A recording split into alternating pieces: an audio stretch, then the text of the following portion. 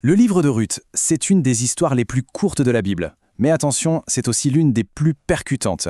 C'est un récit qui part d'une perte totale pour finir sur une rédemption, mais alors complètement inattendue. Allez, on plonge dans cette histoire incroyable de loyauté. Au fond, tout ce récit tourne autour d'une question assez fascinante. Comment est-ce qu'un simple geste de loyauté peut non seulement changer une vie, mais carrément influencer le cours de l'histoire? C'est ce mystère qu'on va explorer ensemble. Et attention, notre histoire, elle ne commence pas vraiment sur une note d'espoir. Bien au contraire. Elle s'ouvre sur une tragédie, une série de malheurs si profonds qu'on a l'impression que tout espoir est anéanti pour les personnages. Alors imaginez un peu le tableau. On est à l'époque des juges. Une famille israélite, avec à sa tête Noémie et son mari, doit fuir la famine et part pour Moab. Mais ce qui devait être un refuge se transforme en véritable tombeau. Son mari, puis ses 2 fils, meurent. Elle se retrouve veuve, sans aucun héritier, et seule avec ses 2 belles-filles étrangères dans un pays qui n'est pas le sien. Bref, c'est la catastrophe totale. Du coup, Noémie, complètement anéantie, décide de rentrer chez elle. Mais bon, qu'est-ce qu'elle peut bien offrir à ses belles-filles? Rien. Absolument rien. Alors elle les supplie de retourner dans leur propre famille, de refaire leur vie. Pour elle, c'est clair, leur chemin s'arrête ici. C'est un moment de décision qui va absolument tout changer. Face à ce choix, Orpa, elle, prend la décision la plus logique, la plus raisonnable. Elle embrasse sa belle-mère et retourne vers son peuple. C'est la voie de la sagesse. Mais Ruth, Ruth, elle fait un choix qui franchement défie toute logique. Un choix radical qui l'amène tout droit vers l'inconnu. Et c'est là vraiment le cœur émotionnel de toute l'histoire. L'insistance de Ruth, ce n'est pas un simple caprice, non. C'est un acte de loyauté absolue. Un engagement qui va totalement à l'encontre de son propre intérêt. C'est cet acte de foi qui va devenir le moteur de tout ce qui va suivre. Alors, les voilà partis, et elles arrivent à Bethléem.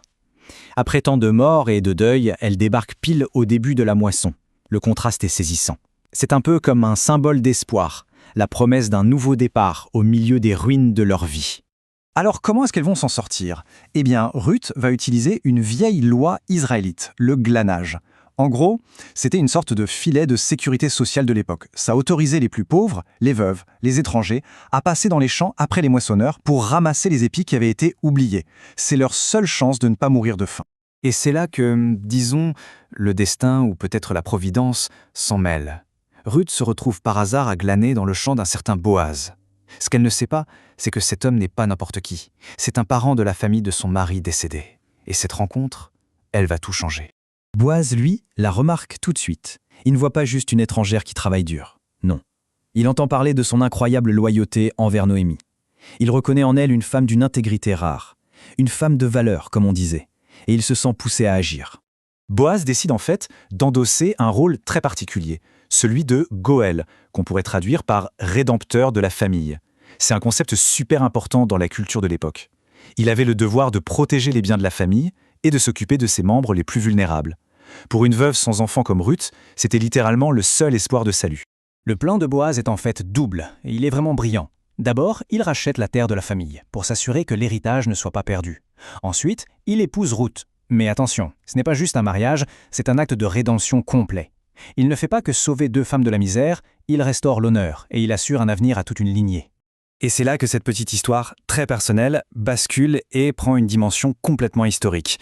Les conséquences de la bonté de Boaz et de la loyauté de Ruth vont dépasser tout ce qu'ils auraient pu imaginer et résonner à travers les siècles. De leur mariage va naître un fils, Obed. Et là, il faut se souvenir de Noémie, qui était revenue en se sentant vide, amère. Eh bien, cette naissance, c'est sa renaissance à elle aussi. Ce n'est pas juste un bébé, c'est la promesse d'un avenir, la preuve vivante que sa famille n'est pas éteinte. L'espoir est de retour. Mais l'histoire ne s'arrête pas là, loin de là. Ce fils, Obed, va avoir un fils, qui lui-même aura un fils, et ce petit-fils, ce ne sera personne d'autre que David, le plus grand roi de l'histoire d'Israël. On se rend compte du truc? Ruth, l'étrangère, la veuve qui n'avait plus rien, devient l'arrière-grand-mère de la royauté. Son acte de loyauté a littéralement changé la lignée royale. Alors, au final, qu'est-ce qu'on retient de cette histoire? Eh bien, elle nous parle de thèmes universels, la puissance incroyable de la loyauté, de la bonté. Elle nous montre ce que c'est la rédemption, comment une situation qui semble sans issue peut être transformée en un futur plein d'espoir.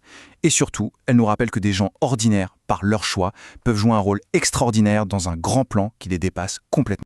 L'histoire de Ruth nous prouve bien qu'un simple choix, un acte de bonté, peut avoir des répercussions qu'on n'imagine même pas. Et ça nous amène à une dernière réflexion.